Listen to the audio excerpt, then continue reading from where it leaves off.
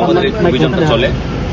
আমরা 302 কিলোমিটার আমাদের সিলেটের যে সেক্টর দায়িত্বপূর্ণ এলাকা, সিলেট ব্যাটালিয়ন, সুনামগঞ্জ এবং রফিগঞ্জ ব্যাটালিয়ন, আপনারা জানেন অনেক বড় একটা এলাকা।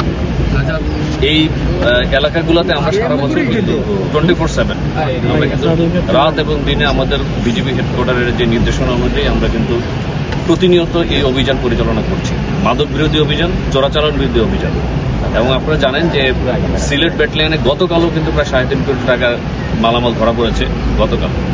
এবং আমরা গত 6 মাসের স্ট্যাটিস্টিক্স নিয়েছি, আমাদের প্রায় 200 কোটি টাকার মালামাল ধরা পড়েছে গত 6 মাসে। তার মানে বছর শেষে হয়তো বা সেটা প্রায় 400 কোটি টাকা খরচ করবে, যেটা আগের বছর তুলনায় অনেক বেশি।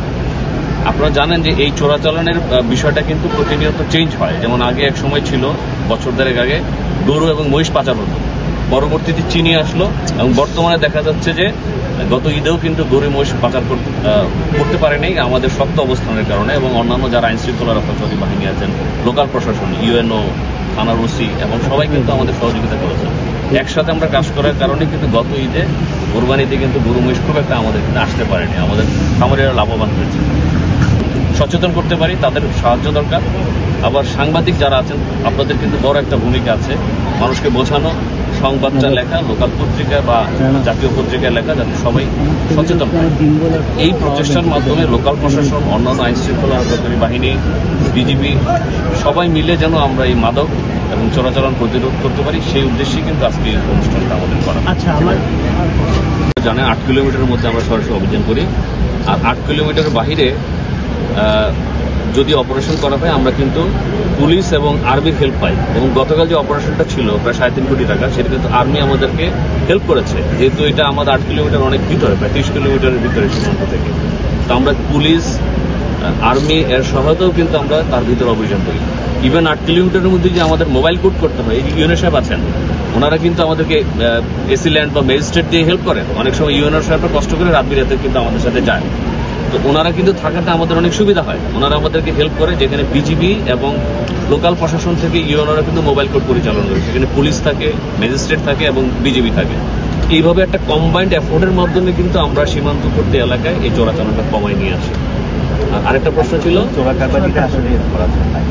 চোরা কারবারিরা আমরা ট্রাই করি মালামাল সহ ধরার জন্য, কিন্তু অনেক সময় দেখা যায়, আপনারা জানেন এই সিলেট এলাকায় কিন্তু 3 ধরনের আপনাদের ট্রেন আছে। যেমন হচ্ছে আপনার সীমান্তে আপনার যেমন জলাভূমি আছে, বিভিন্ন খাল বিল, তারপরে হচ্ছে টিলা আছে, চা বাগান আছে, জঙ্গল আছে, ধান ক্ষেত আছে। অর্থাৎ এই এলাকাটা কিন্তু প্লেন ল্যান্ড না, কম্বিনেশন অফ আপনার বিভিন্ন ভ্যারাইটিসের ট্রেন আছে। তো সেই জন্য কিন্তু আমাদের খুব ডিফিকাল্ট একটা কাজ করতে হয় এখানে, কারণ আপনারা জানেন সুনামগঞ্জ এবং সিলেট প্রচুর বজ্রপাত হয় কিন্তু এই বর্ষা মৌসুমে। সো সেটাই কিন্তু যে জনবল আছে প্রত্যেকটা বিওপিতে, আমাদের যেরকম 302 কিলোমিটার এরিয়াতে আমাদের 55টা বিওপি আছে। এই বিওপিগুলোতে আমরা জনবল চেষ্টা করছি বাড়িয়ে দেওয়ার জন্য, পেট্রোলের সংখ্যা বাড়িয়ে দেওয়ার জন্য, যাতে সীমান্তের যারা লোকজন আছে সীমান্তবর্তী এলাকায় তারা যেন সিকিউর ফিল করে, সেফ ফিল করে, যাতে তারা কোনো সমস্যা ফিল না করে, তারা দৈনন্দিন কার্যক্রম যেন ঠিকমতো করতে পারে, খেতে কাজ করুক অথবা মাছ ধরুক, সেটা যেন ঠিকমতো করতে পারে। তো আমাদের এই এলাকায় তেমন কোনো সমস্যা আশা করি এরকম কোনো টেন্স সিচুয়েশন আমাদের এখানে নেই।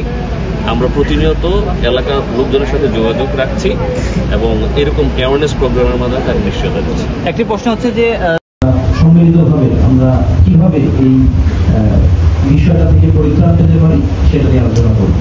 প্রাথমিকভাবে এই মাদকদ্রব্যের অপব্যবহার এবং এর কুফল সম্পর্কে যদি আমি বলি, আমার পূর্ববর্তী বক্তারা বলে গিয়েছেন এবং আপনারা সবাই এই বিষয়গুলো জানেন।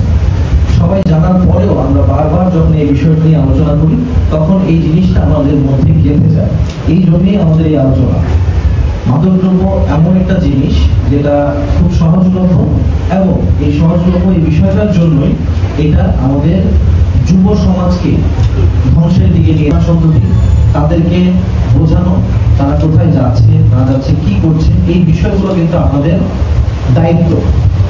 মাদক সেবনের মাধ্যমে শুধুমাত্র ব্যক্তি নিজেই ক্ষতিগ্রস্ত হচ্ছে না, মাদক সেবনের মাধ্যমে তার পরিবার ধ্বংস হচ্ছে এবং সার্বিকভাবে এই জাতি একটা অন্ধকার জগতে প্রবেশ করছে। আজকে চিন্তা করেন, যারা বয়স কম, যারা যুব সমাজ বা আরো ছোটবেলা থেকে যারা মাদকের আসক্ত হয়ে যাচ্ছে, তারাই কিন্তু আমাদের আগামী দিনের ভবিষ্যৎ।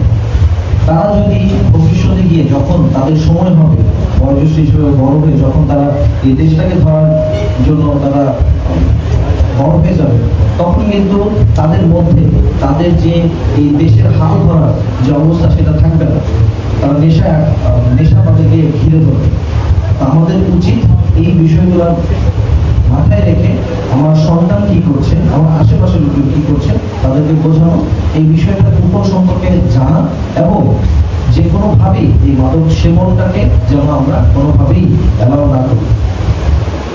সীমান্তবর্তী এলাকায় যেহেতু মাদকের বিষয়টা একটা পাচারের বিষয় আছে, আমরা অবশ্যই চেষ্টা করব যে সীমান্তবর্তী এলাকায় কোনোভাবেই যেন এটা ব্যক্তিগতভাবেই হোক বা কোনো স্বার্থান্বেষী মহলের জন্যই হোক, একটা জাতিকে ধ্বংস করার জন্য এই মাদকটাই যথেষ্ট।